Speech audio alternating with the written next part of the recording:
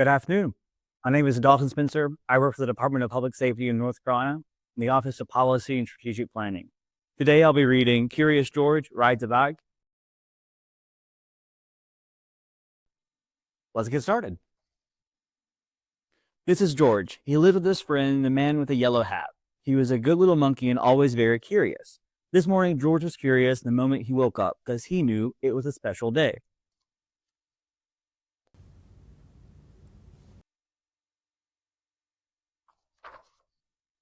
At breakfast, George's friend said, "Today we are going to celebrate because just 3 years ago, this day, I brought you home with me from the jungle.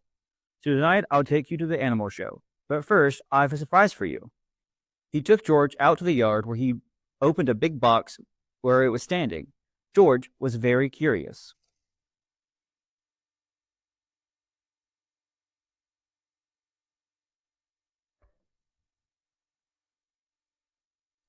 Out of the box came a bicycle. George was delighted. That's what he had always wanted. He knew how to ride a bicycle, but had never had a chance to own one of his own. "I must go now," said the man, "but I'll be back in time for the show. Be careful with your new bike and keep close to the house while I'm gone."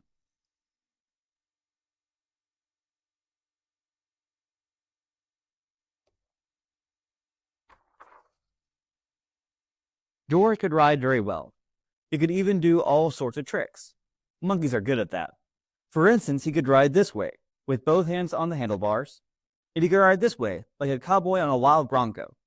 And he could also ride backwards, but after a while, George got tired of doing tricks.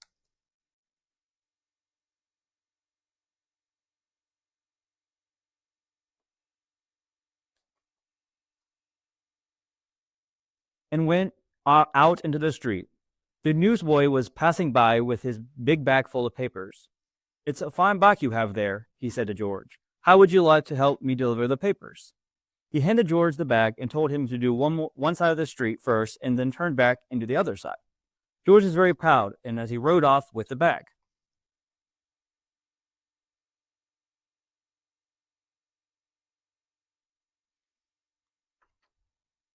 he started to deliver the papers on one side of the street as he was told. When he came back to the last home, he saw a little river in the distance.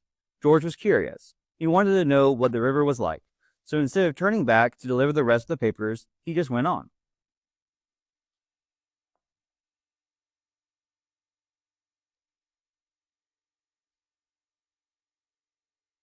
There was a lot to see of the river. A man was fishing from the bridge, a duck family was paddling downstream, and two boys were playing with their boats. George would have liked to stop and look at the boats, but he was afraid the boys might find out that he had not delivered all the papers. So he rode on.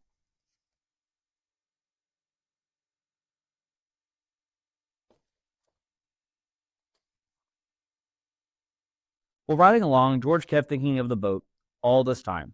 It would have been such fun to have a boat. But how could he get one?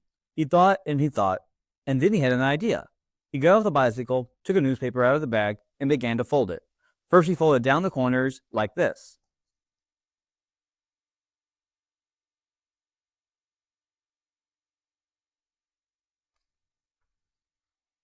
Then he folded both edges up, brought the ends together, and flattened it sideways. Then he turned one corner up, then the other one, again brought the ends together, and flattened it sideways. Then gently pulled the ends open. And then there was a boat. Now, this moment had come to launch the boat. Would it float? It did.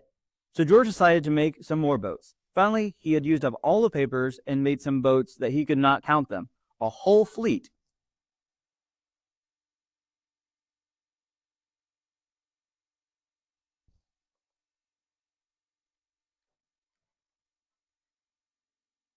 Watching his fleet sailing down the river, George felt like an admiral.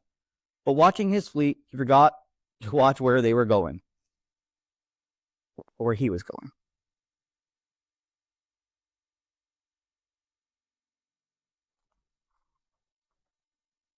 Suddenly, there was a terrible jolt. The bicycle had hit a rock, and George flew off the seat head first. Luckily, George was not hurt, but the front wheel of the bicycle was all out of shape, and the tire was blown out.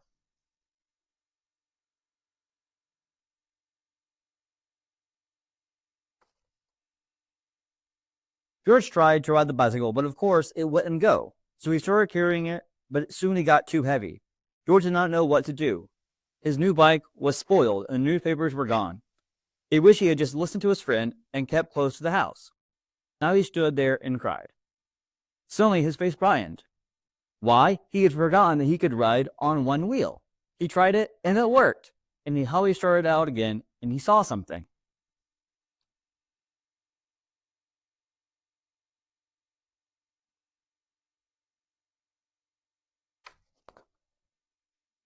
He had never seen before. Rolling towards him and came an enormous tractor with huge trailers behind it. Looking out of the trailers were all sorts of animals. To George, it looked like a zoo on wheels. The tractor stopped and two dot, dot, dot.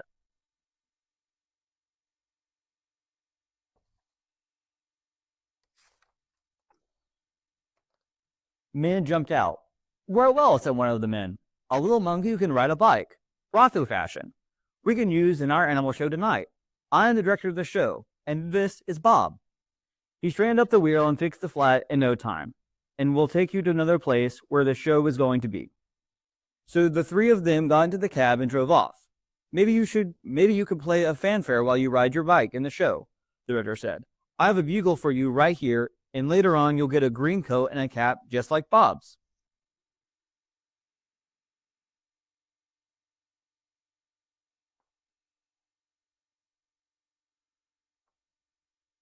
On the show grounds, everybody was just busy getting things ready for the show.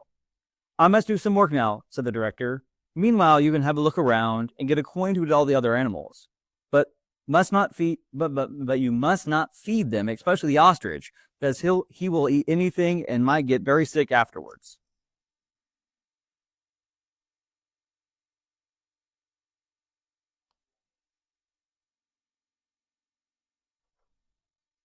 George was curious. Would the ostrich really eat anything? Would he eat a bugle?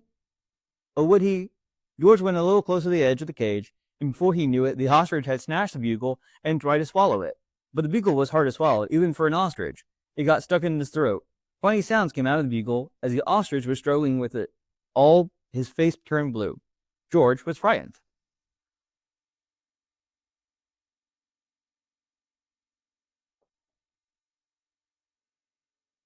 Fortunately, the men had heard the noise. They came rushing to the cage and got the bugle out of the ostrich's throat, just in time. The vicar was very angry with George. We cannot use little monkeys who don't do as they are told, he said.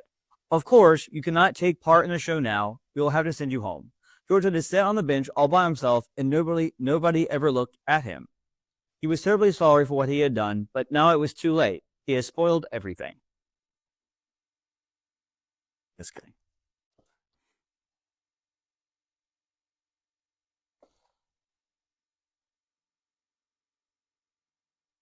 Meanwhile, the ostrich, always hungry, had got a hold of a string dangling near his cage. This happened to be a string which held the door of the cage of the baby bear. As the ostrich nibbled at it, the door opened, and the baby bear got out. He ran away as fast as he could and made straight for a high tree near the camp. Nobody had ever seen it but George, and George was not supposed to leave his bench. But this was an emergency, so he jumped up, grabbed the bugle, and blew as loud as he could. Then he rushed to his bicycle. The men had heard the alarm and thought at first that George had been naughty again. But when they saw the empty cage and the ostrich nibbling at the string, they knew what had happened.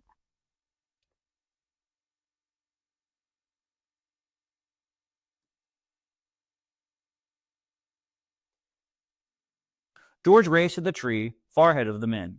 By now the bear had climbed quite high, and this was dangerous because little bears can climb up a tree easily, but coming down is much harder. They may fall and get hurt. The men were worried. They did not know how to get him down safely, but George had a plan. With a bag over his shoulders, he went up his tree as fast as only a monkey could, and then he reached the baby bear.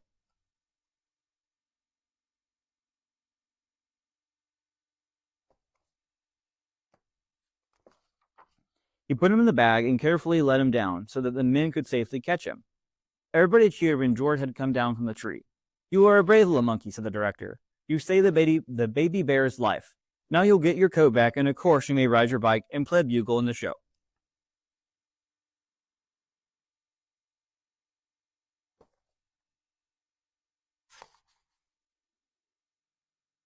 Finally, the show was on, and how surprised were right in the middle of it, and also the man whole had.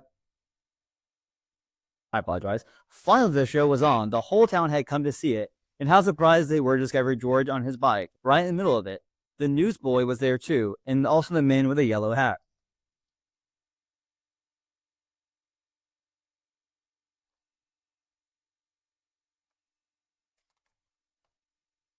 Who had been looking for George everywhere and was happy to find him at last. The newsboy was glad to have his bag again, and the people from the other side of the street whose papers George had made into boats were not angry with them anymore.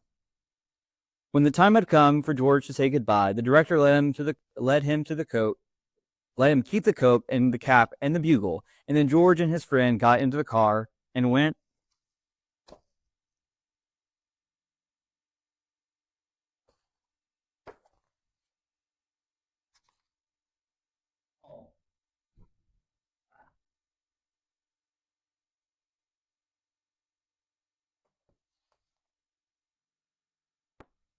Thank you for joining us and the reading of Curious George Rides a Bike. Stay safe out there.